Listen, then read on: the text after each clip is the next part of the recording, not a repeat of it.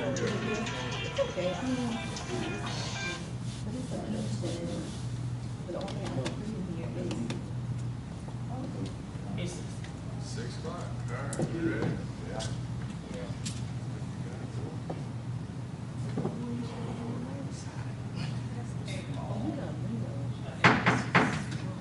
Good evening. I'd like to call the February board meeting to order. Thank you for being here. Ms. Dodson, good to see you. How you doing?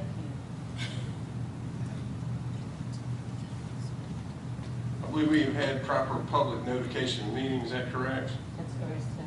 We do have 4 members. I think one escaped out of the parking lot. She'll be back in a minute, and everyone else should be here shortly. So I see a confirmation of a quorum. At this time, the chair would entertain a motion to go into executive session to discuss legal, personnel, contractual, and a student appeal hearing request.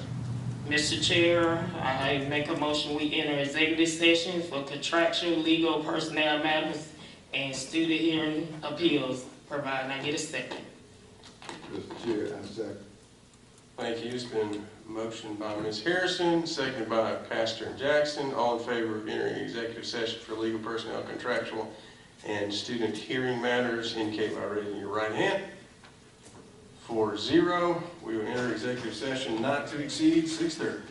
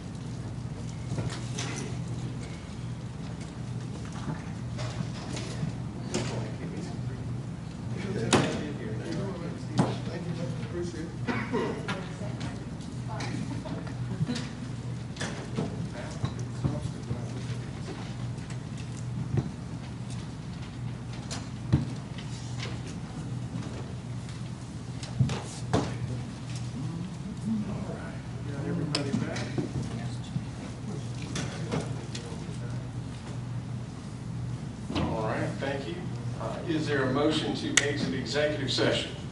Mr. Chair, I make a motion we exit executive session. There's a second. Second. All right, Ms. Harrison has made the motion. Ms. McDaniel seconded. All those in favor of exiting executive session, raise your right hand. I believe that is 7-0. Thank you. All right. Welcome to the vast crowd that is out there this evening. Good to see you all. When it's a nice, beautiful night where it's probably more fun to be outside. At this time, we'll have the Pledge of Allegiance and a moment of silence. I pledge allegiance To the flag of the United States of America and to the republic for which it stands, one nation, under God, indivisible, with liberty and justice for all. moment of silence.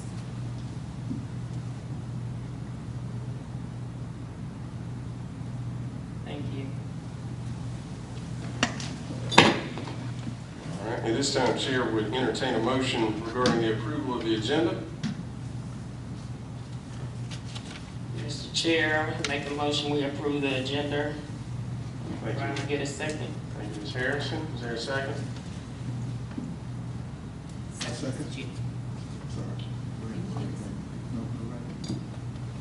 We'll give Ms. McDaniel that. How about that? Mr. Miller, we'll get him later. How about that? All right, all those in favor of approving the agenda signify by raising your right hand. I have one question. Yes, ma'am. Yes, ma'am. I had made reference to about discussing, materials for the career center in the last meeting. It wasn't put on the agenda. Can you put that on the next agenda? Okay, send me an email so I remember these things, and I'll be glad And I to didn't send discuss it it. this time because we were in conflict. Oh, that's fine, I'm just, if you say it here, I'm liable to forget it. So I'm just saying, if it's something that you want us to look at, please just send me an email. I'll be glad to see if there's something we can fit in. Okay, thank you. All right.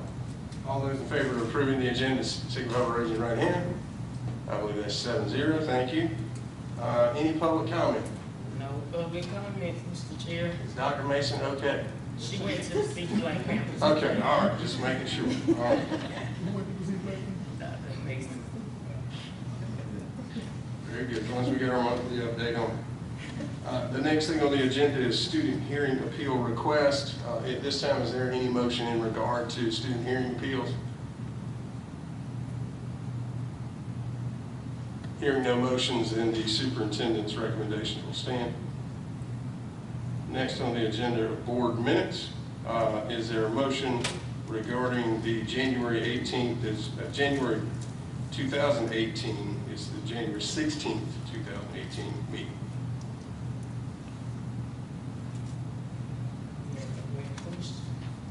Yeah. Is there a motion to approve or not approve? Mr. Chair, I make a motion, we approve the January 16th minutes. It's hard to say anything. Provided I get a second. Chair, I second. All right, Ms. Harrison has motioned and Pastor Jackson has seconded the approval of the minutes. Any discussion? Seeing no discussion, all those in favor of approving the minutes from the January 16th meeting indicate by raising your right hand. I believe that's 6. Ms. McDaniel, are you? Abstention. Thank you, ma'am. 6 in favor, 1 abstention. All right, Superintendent. Mr. Chair, members of the board, a couple of items for your consideration. First of all, a March board meeting conflicts with the Carnegie Hall trip. I'm not sure whether the board members are considering attending the Carnegie Hall trip, but I plan to attend. And so I guess the question is, will the board just want to go ahead and meet during the regular scheduled time in my absence? Hopefully I'm fine.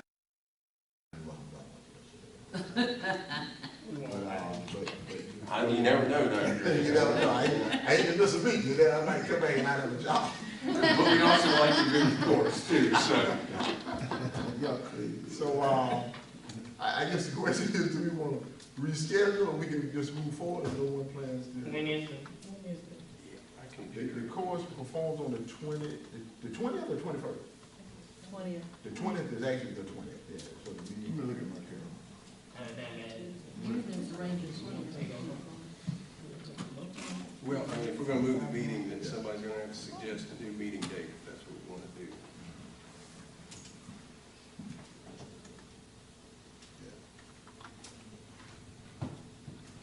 Is there a problem with having it next Tuesday? Why don't you? 27th? 27. Yeah, please check your calendars, make sure. 27. I would, my phone's updated, so I'm just gonna have to get. Henry got it. It's the It's 27. just 27th? Okay. Does anybody have a problem? Is Ms. McDaniel, is that kind of a motion to move it to the 27th? No, excuse me. Yes, sir. And I think we have several people who are going to be attending Billings Tech kind of community. Okay. That's on the That's 27. on the 27th. Louis Hartman, Daniels, so I think all of you will be there. What about the 13th? That's on the 13th. Okay, 13. What about the 13th? Don't necessarily have to be a Tuesday, do it? Well, we probably better keep it on a Tuesday, just to. I won't be here. On the 13th? Right. The first, the first week. That's when we're left, isn't It's not 13th, then it'd be the. it? No, I'm saying the first Tuesday. Doc, y'all gonna be going the whole week on the 20th? Change When y'all be back? contract. We'll probably get back on the 21st. Back by the 22nd, that Thursday. We'll probably return on that Wednesday. That's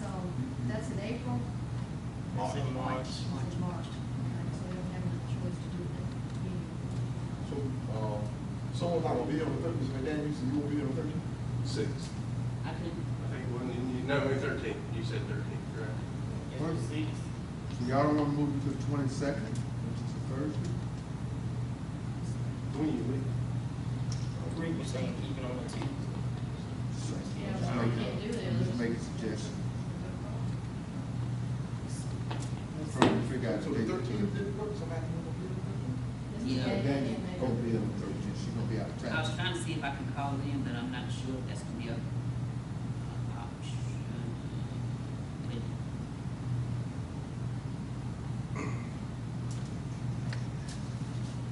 yeah, I could try to call in this morning, I have to remind, that's how the other day at the Capitol, and we used to go. Busy? Yeah, we used to go late in the night, but I can try to do a late call.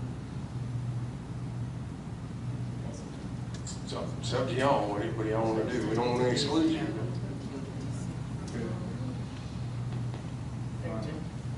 Now, Ms. McDaniel is all right with McDaniel. She could call in and Yes. we can do the 13th. I still hear the text. Okay, we can do that. Everybody say- Make a motion. Mr. Chair, I make the motion that we reschedule the March 20th meeting to March the 13th, provided I get a second. I'll second that at the same time, Ms. Harris, at the same time. Oh, excuse me. Yeah, at the same time, 6 o'clock, same place. All right, Ms. Harrison made a motion to move the March meeting until, to Tuesday, March the 13th at 6 p.m. still in our regular location, I believe. And Mr. Miller has seconded it. Any further discussion on that? All right, and somebody's going to remember to remind Ms. McDaniel. And somebody could remember to remind me, and I'll be glad to remind you. So let her remember and to remind me. All right, all those in favor of moving the March meeting to 13th at 6 o'clock indicate by raising your right hand. I believe that is 7-0. Thank you. Okay. Also, Ms. McDaniel told me we had a conflict here, so, but I didn't check it out to be sure. But the Hall of Fame Gala is scheduled for May 5th, at Fairfield Central High School. Ms. McDaniel had indicated that there may be a conflict with the LACC Bank. Was that actually a conflict, Ms. McDaniel? You didn't check, okay. But to remind you, I thought it was March. Not the one here, it's the Woman of the Year. Oh, the Woman of the Year. Oh, I don't know. And Ms. Jenkins was in Oak. so just remind you, the Hall of Fame Gala is scheduled for May 5th.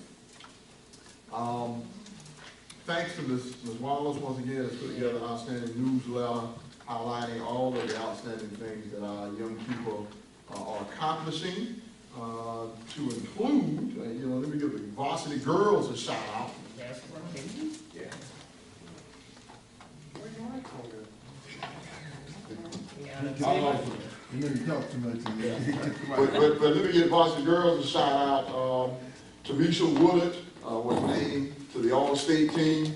Lakin Boyd was named to the All-Region team. Kristen Boyd, Kristen Gray was also named to the All-Region team. Tahelia Collier was All-Region. And our very own Coach Miller was the Region 4 Coach of the Year. Let's give all of them a round of applause. Outstanding.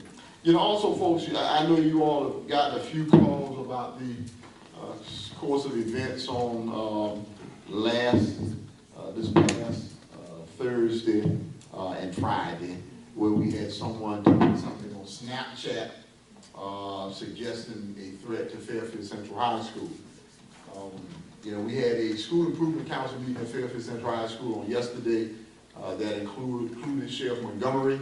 We kind of talked about our processes and procedures to ensure that we maintain a safe and orderly environment. And so, even though we were very disappointed that someone would put such a thing on Snapchat, we felt that we put things in place very expeditiously so our students would be safe. Now, even though we felt we did a good job there, We had about 400 kids sign out at the high school and about 200 sign out at the middle school. And so parents were still very concerned about what had happened. For those of you who are following the news, you'll probably see something almost every day of a similar nature. I mean, I think this morning when I woke up, I saw something at Camden High, Chapin High, and Dutch Fork High. Yesterday was something at Dillon High. Earlier was something at Sumter High. We're kind of at a point where, and I think it's probably some of our young people think that it's funny to just kind of put things on social media to see how excited they can get people. We are impressing upon our student body the seriousness of that, and that's not a laughing matter.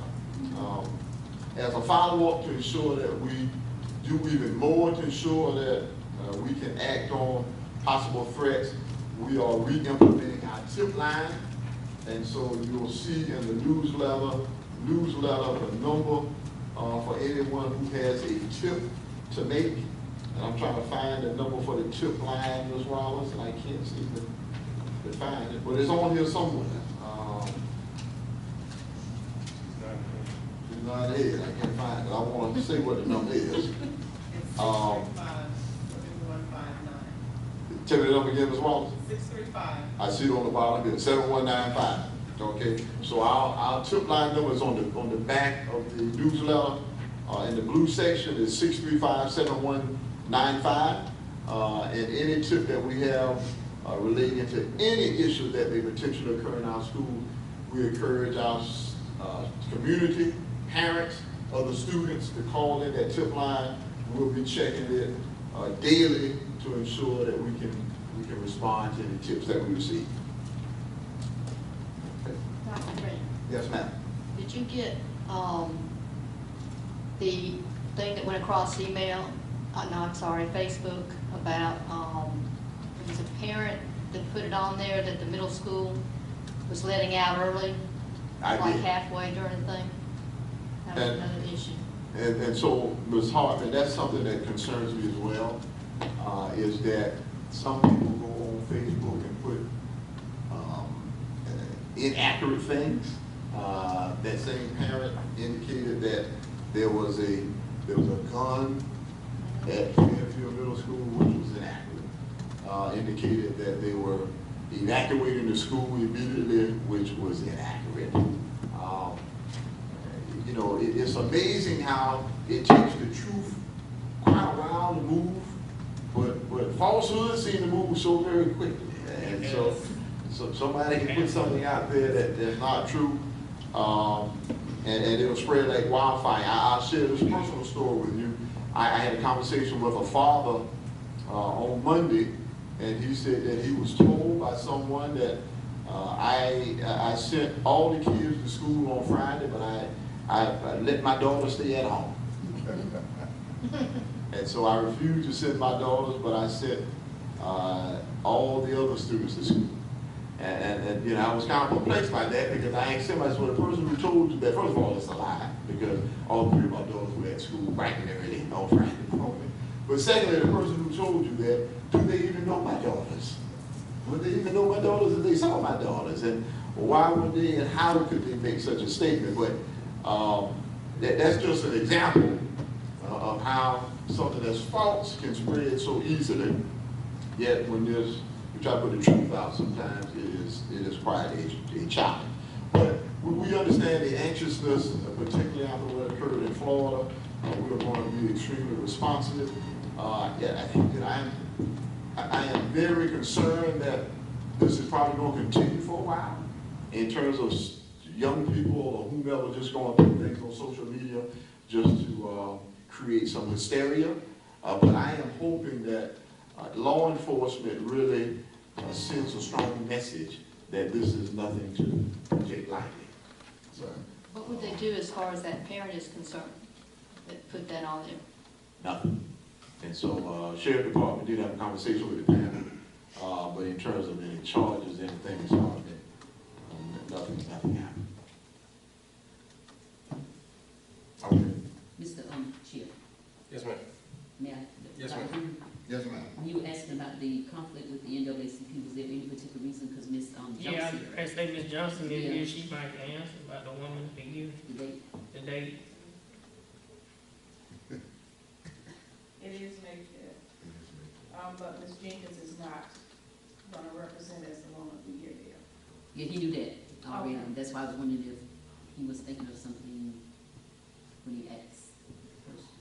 Well, I'm just curious, Ms. McDaniel, I mean, I think at this point in time, yeah, I don't think we wanna Okay. change the date, but I wanted to.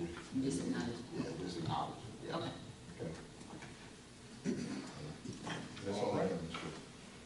Thank you, sir. Next on the agenda, we have curriculum and instruction. Good evening. For your approval is a overnight field trip request for Fairfield Central High School. Their wrestling team will be participating in the state wrestling tournament in Anderson, South Carolina. They will depart on February 23rd and will return on Saturday, February 24th. All right, is there a motion in regard to the field trip request? Overnight field trip request. Mr. Chair, I think we accept the superintendent recommendation for the overnight, trip for the Fairfield Central High School wrestling team. If I can get a second. I'll second that, Mr. Chair. Ms. Harrison has made the motion to approve the overnight field trip for the wrestling team. Mr. Miller has seconded. Any discussion on that? Seeing none, all those in favor indicate by raising your right hand. I think that'll be 7-0. Thank you all. Is that all? That's all of them. Thank you, ma'am. Operations and finance.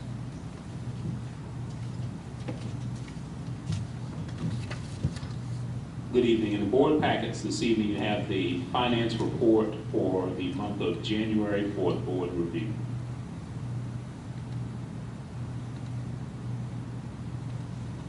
Anybody have any questions on the January finance report?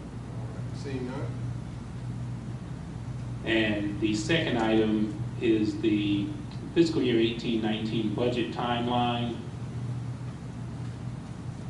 And in that document, we have the 3 required budget readings, first one in April, May, and June. Those are regularly scheduled board meetings, and then a public hearing on May the 8th.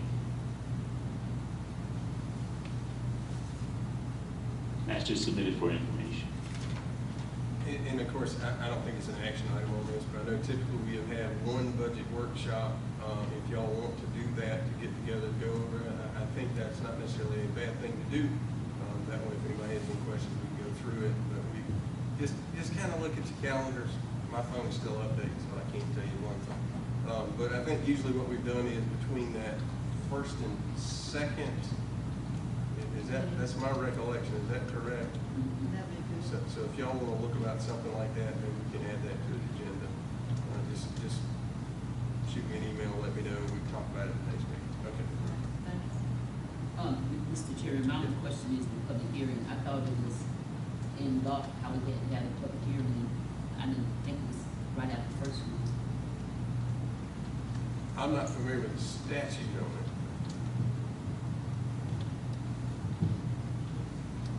No, ma'am, there's no time requirement in terms of after the first or second hearing, budget meeting. Is this something that changed? Because it used to be there was a certain number of days in between where you had certain readings and when you had the public hearing and then we had your final reading. No, I've never seen anything that references a certain number of days. Dr. Green, you might want to check into that. Okay, we'll look into it. Okay, thank you. Okay. Thank you, ma'am. Thank you, sir. Human Resources. Good evening, Mr. Chairman, members of the board. For your approval this evening, you have certified resignations and terminations where the superintendent recommends the board approve resignations and terminations for certified staff as it indicated in Exhibit 1. Thank you, ma'am. Chair, I entertain a motion in regards to the resignation termination in Exhibit 1. Mr. Chair, I make a motion we approve resignation termination for certified staff for the 2017-2018 year in Exhibit 1. Provided I get a second. I'll second that, Mr. Chair. Thank you, Mr. Miller. Ms. Harrison has made the motion to accept the recommendations in for resignations and terminations of Exhibit 1. Mr. Miller has seconded. We can't have discussion over that, so all those in favor indicate by raising your right hand. I believe that's 7-0. Thank you. Next, you have certified recommendations where the superintendent recommends board approval for recommendations of professional certified staff members as indicated in Exhibits 2A and 2B. And I don't see any reason why we can't do those together, so if you want to do a motion to combine those, Chair would entertain such a motion. Mr. Chair, Yes, sir. I want to accept the superintendent recommendation, board recommendation, professional certified staff, 2A and 2B, provided and seconded. Thank you, sir. Chair, I second. Thank you, sir. It has been motioned by Mr. Miller that we accept the superintendent's recommendation for certified professional in Exhibit 2A and 2B. And it has been seconded by Pastor Jackson. And being personnel, can't have any discussion on that. So all those in favor indicate by raising your right hand. I believe that will be 7-0. Thank you. And the last item, Mr. Chair, excuse me, before she goes, I have a quick question. On the first part where the individuals that are leaving the district, are we going on posting those jobs now? Oh, okay, That's fine. okay. Thank you. and the last item this evening, we present to you for first reading for new board policy GA, sick leave bank, where a sick leave bank may provide extended sick leave to an active, full-time eligible employee with a catastrophic illness, injury, or incapacitation sufficiently severe to self so that regular attendance at work is inadvisable and or impossible. This information is presented to you for first reading as indicated in Exhibit 3. Thank you, ma'am. I'm sure we have some questions, but let's get the motion before us so we can get to that discussion. I'll make a motion to pass the, I'm trying to think what the policy's called. Just a Sick leave bank? I think it's officially called Policy GA, is that correct? Yes, policy GA. Policy GA for the employees. All right. Thank you, Ms. Hartman. Is there a second? I second. Thank you, Ms. Harrison. It has been motioned by Ms. Hartman to accept first reading of the sick leave bank policy GA, seconded by Ms. Harrison. Discussion. Would it be okay if Dr. Green goes over the basics of what this? Yeah, Tell us about it. and so, Ms. Hart, I think you and I may have had a conversation, I know I've spoken to a couple of people about this. In essence, the purpose of a sick leave bank is to provide some relief for people who end up having extended illnesses. And so, for example, if I only have 15 sick days and something happens where I have an extended illness, once I've exhausted my sick days, if I am a member of the bank, then I can apply to get days from the bank. Therefore, I don't end up losing any salary. Now, it's important to know that everyone is not automatically enrolled in the sick bank. That is something that you elect to do. So there may be some employees who elect not to join the sick bank, where others say, I'm going to join it. Now, you probably say, well, why would someone just not elect to be a part of the sick bank? Well, if you elect to be a part of the sick bank, you're going to have to make contributions to the sick bank. So the days have to come from somewhere. So it's kind of like an insurance pool where all of us are putting days in the sick bank pool, and once someone experiences something, then you can apply to the board to request days to be extended to you. Days are not automatically extended, and so that's something that people need to recognize. Just because you're a member of the sick leave bank and you like to take off every Thursday, you can't come to the committee and say, hey, I've been taking off every Thursday, now I'm out of days, and I'm going to be out for 7 days, and y'all give me 7 days. The committee probably is going to say no. And so I think people need to realize that when they elect to join the sick bank. But I think it's a very valuable thing. We've had a couple of situations over the last couple of years where we've had people who have run out of days because of extended illnesses, and we've not had a mechanism where they could really leverage any days from their colleagues, even though their colleagues would be more than willing to make a donation of days if you will. Yes, ma'am. From my understanding, it made reference to that it wouldn't start till like after 30 days of being out of any of your sick days. Is that correct? Or of your own personal sick days? I think it said something about a lapse of 30 days before you could actually Apply? be able to receive any of it if you're approved, I think. Can you speak to that? 'Cause I'm not- Actually, you can, an individual or an employee would be eligible to apply once they have exhausted all of their sick leave and/or vacation leave. And I think what you're referencing may fall under the definitions where it indicates, where it says it may also be defined as an illness or condition which extends over 30 or more consecutive working days. Is that what you're referencing? It may be. I'm just recalling something. That's why. It's just, I think that's just for clarity to indicate that it's for an extended period of time. It's not for short-term illnesses. It's for long-term illnesses after an employee has exhausted all of their sick and/or vacation leave. Okay, and another question was, I think it made reference to, as far as it did not apply to pregnancy. A normal pregnancy. Okay, I was just going to ask that. Normal, Could right. be, one. Yes, ma'am. It indicates on the second page, bank leave may not be used for the following: 1, normal pregnancy and/or pre or postnatal care, and 2, and then it gives another one that's excluded. Okay, thank you. Yes, ma'am. You're welcome. Any further questions? Any further questions? One more question. Yes, ma'am. With this just being started, when we actually get started, when can the first person be able to apply to it if they have an issue now? Now?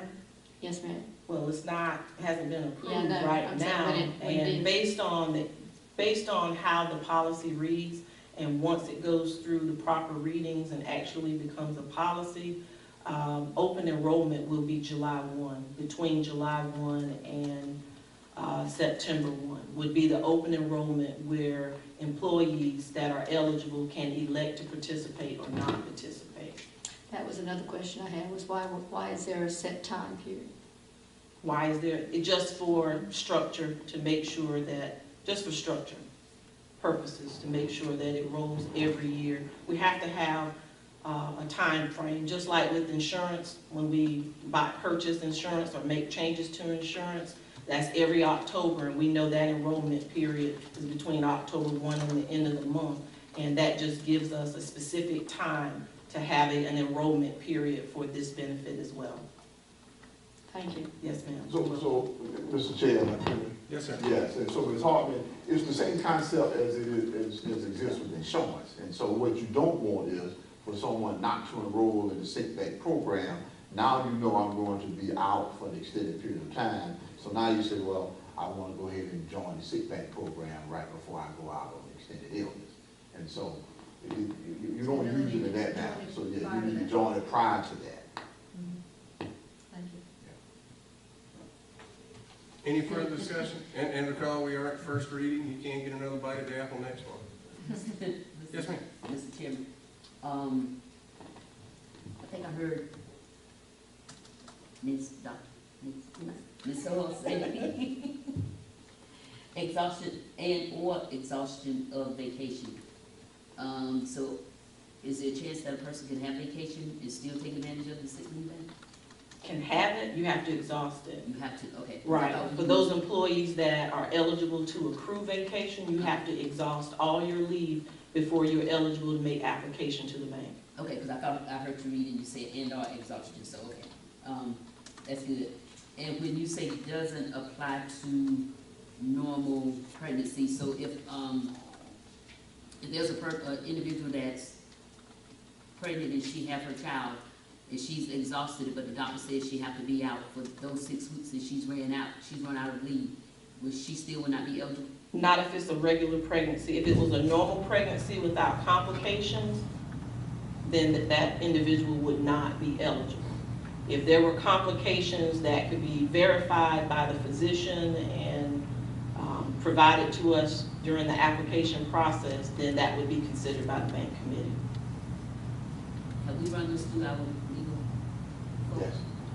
And if that portion already been, because I would not like us to get involved in a FMLA situation, particularly if the person have done everything they're supposed to do and they meet all of the requirements, and the only reason they're not getting it is because of it being a normal pregnancy. And that's a very good question, Ms. McDaniel. So actually, the attorneys really vetted this proposal and made some recommendations. And as you can imagine, if we extended it for normal pregnancies, we would really deplete the days very, very quickly. Okay, because we probably have lots of folks who have babies every year, and so, but the attorneys have vetted it, and actually that is basically a model policy that they recommend. I'm just checking, just saying be sure, because, some people, pregnancy is considered the same thing as an illness, and I just don't want us to come back later and get into some kind of liability situation because we have discriminated against someone who's pregnant because we use the word normal, which I don't know. But And so this is the other thing that we have to recognize. Even though the policy states what the parameters are, it still goes to the committee. And so I think people still need to recognize that you make application, and then the committee determines whether your application is fulfilled. Great, but this is more of a legal question. Okay. Just to make sure that we're covered in the event it does. I mean, we go back to Terry, when they first put Terry out. Legislature and everybody vetted that and thought it was good to go. Then they come back about who do you sue and say, no, you can't just use the teachers, you have to extend it to other state employees as well. So I'm just asking that you just ask them to take a second look at that just to make sure. All right, we will. Okay. And the open enrollment date being July 1st, that means no retroactivity. Your situation had to occur this date or as of this date? For participation, yes. Yeah, I guess I'm asking if enrollment date is July 1st, who will be the first time someone can actually apply for the leave? Because at that time, I don't know how much you would have built up in the bank. Well, the enrollment period between July 1 and September 1, I'm thinking between those dates, if you elect to participate, and if something comes up between there and you've submitted your paperwork, then it would be active within that fiscal year. I have not read anything within this draft policy that would not allow the committee to make a determination beginning July 1, within the enrollment period and at the bank's inception. Okay, all right, thanks. And the third question is, if a person if we grant them leave, will they also, I guess they won't, but I'm asking them just for sake of just being sure. They have third-party insurance or third-party short-term disability, whatever, and that kicks in, we have where they can't double dip, right? This policy does not speak to that. It's just a policy that is a benefit based on participation and the decision of the committee and based on the physician's statement. So I think that those are two separate. That would be separate because the bank committee would not be privy to know whether someone has short-term disability or any other type of insurances. Can we check with the attorneys and see if there's a way that we can get that? Because this is great, don't get me wrong, but it's also a liability to the district because we wouldn't normally pay sick leave, and now we'll be paying sick leave, and it also would have to be considered when we do the budget. I know you won't know exactly how much, but some estimate of how much we're paying out. Well, and so what I would say, Mr. McDaniel, is theoretically, if everyone were to take their sick days, it wouldn't be paying out any more than you would pay out otherwise. The difference is, instead of me taking my sick days, I'm not giving my sick days to someone else to take. But you don't anticipate, and when you put this policy in place, you're gonna have somebody that's gonna use it. Oh, And absolutely. they should use it, I'm not saying they shouldn't, I'm just saying we need to just make sure we consider the financial ramifications as well. Okay. Yeah, we'll look at that. And obviously, we've been, you know, there was a sick bank policy in Chesterfield County, I'm quite sure there are others in surrounding counties, so we'll talk to them and see what the financial Yeah, implications are. just things I'm asking you just to consider so we can be in front of the curve instead of behind it. Thank you. Any further discussion, questions? All right, seeing none. All those in favor of first reading, it's been motioned second, obviously. First reading of the sick leave policy, policy GA, indicate by raising your right hand. That's 7-0. Thank you. All right, I think it's down to me. If you look in there, quickly approaching is the date that you need to have filed your form with the Ethics Commission. Be sure and do that. I, speaking from personal experience, have been burned on that before. And they send you a nice letter that says pay your fine, and you just pay your fine and move on. But try not to do that. You have till March 30th, but they will accept it now. So go ahead and get that in. And they're very receptive. So if you run across and have any issues, give them a call. Or I mean, they're very good with it. They want to help you out. And of course, you see on there stuff coming up. It's not immediate, but the 2 days at the Capitol, I think it's listed in there what our dates are if you want to attend that. And then, of course, I think we do have a couple folks be going to the National Convention this year. So we'll see y'all before y'all head back. But one thing I wanted to address, and I kind of decided whether I wanted to speak to this or not, but since I have reached out to some folks, y'all may get word back. With all the rhetoric that is going on about the SCANA issue, I have become very concerned about what the possible ramifications would be for us if the worst case scenario happened. I have had some conversation with Dr. Green about that. I've done a lot of my own personal research on it. And bear in mind now, the nature of my occupation is to look at what a worst case scenario is and prepare for it. So I don't know what's going to happen. I am concerned when people throw numbers out like there's a 65% chance that everything's going to be okay. Well, I ain't going to get on an airplane that's got a 65% chance to get me to my destination. So I'm going to prepare for that 35%. And what I've done is I've reached out to the members of the committee. There's a VC Summer Study Committee that you may have seen. It includes our senator and some other folks. I have reached out to them, tried to make them aware of what I believe personally, I mentioned that I'm on the board and serve as the chair, but I have done it in my own personal capacity. Just trying to get an idea of, so they're aware, because I don't think anybody had really looked at what the ramifications could be to school districts because of the amount of property taxes that SCANA pays across the state. And I have reached out to other boards who I believe is going to impact severely. So I just want to make y'all aware that I have made those. If y'all are out there and you hear some legislature go, hey, what's wrong with Frick? You just know that I have been trying to just make folks aware. I don't have a dog in the fight. It's immaterial to me how they stay stabilized. I just want them to be stabilized for the security of Fairfield County, our district, and hundreds of thousands of children in our state. So just sharing that with you. And if anybody wants to discuss that further, I'll be glad to tell you what I've done so far. That being said, there's one more thing on the agenda there. You talked about the board travel. We just came back from our annual conference. If anybody wants to share anything about the conference, I'd open the floor up for you to just briefly tell us whatever you wanted to say.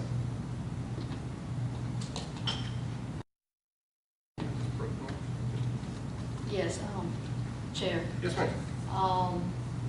I thought one of the last speakers that we had was very moving in the sense that showing how all of the people in the district, not just teachers, to reach out to the children that may be having problems so they don't slip through the cracks, to help them as much as possible to alleviate more children from doing that.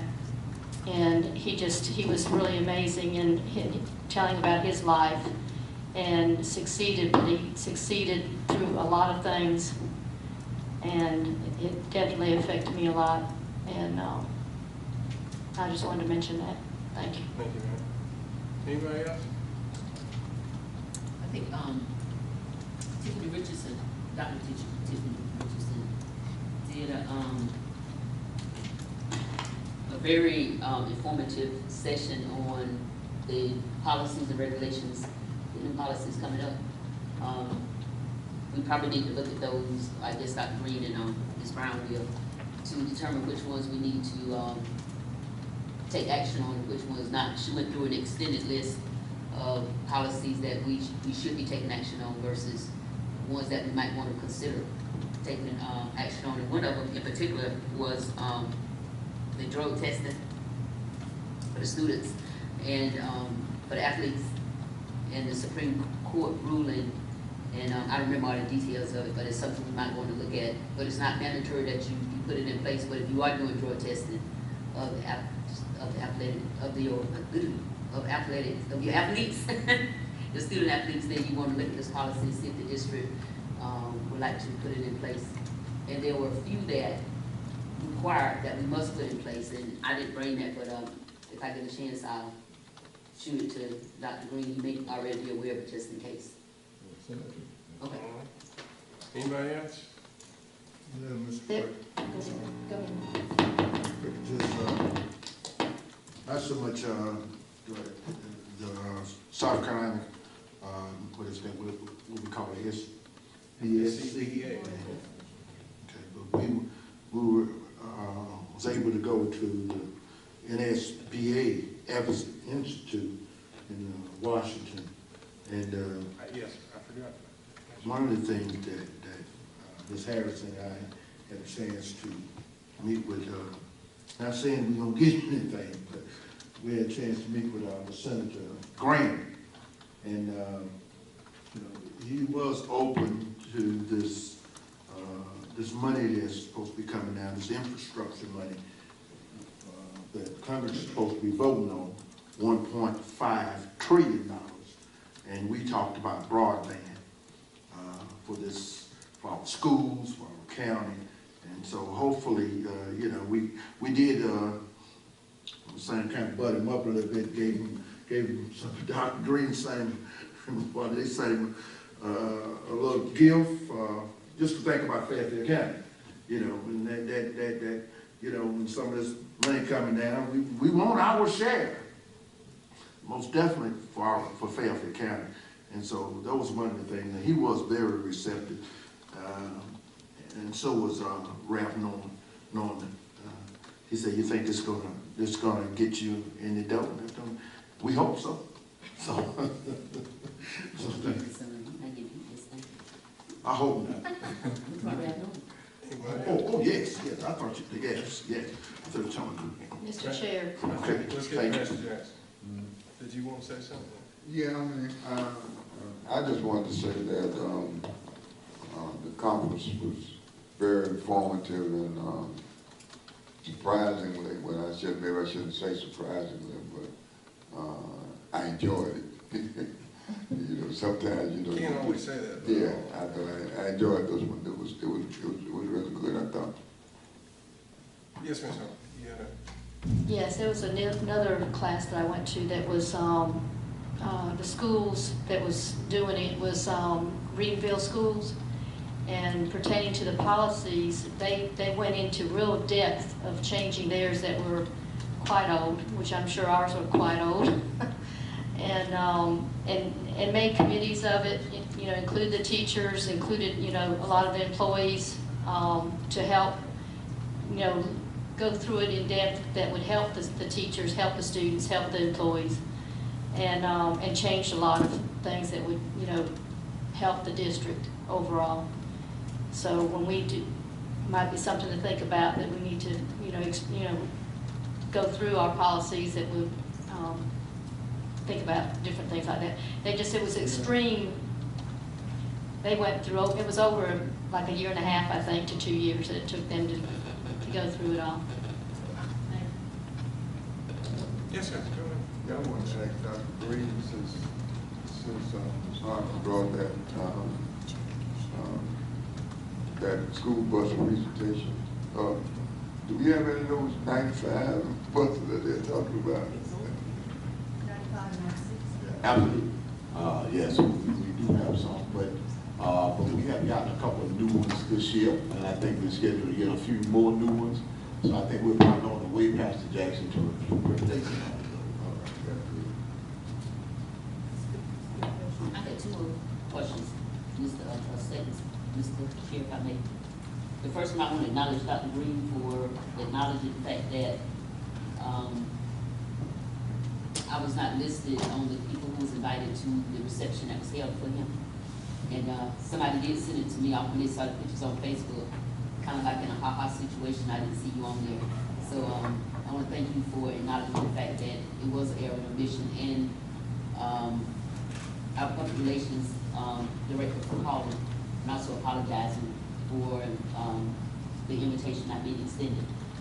The second thing is, you made a statement about board members going to Carnegie Hall. Was that an option for us? Well, that's always an option. Yeah, pay. That's call that you make, but, Pay for me and you to go in. Pay for me, you go.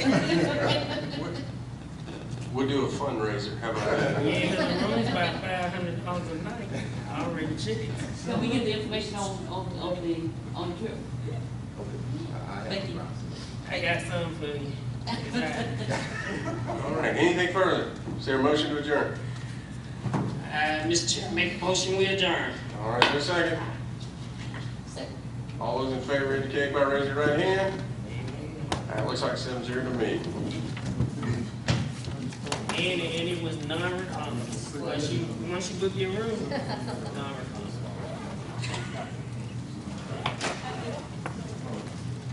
They don't know me. But you can go though. You can still go. You need a ride.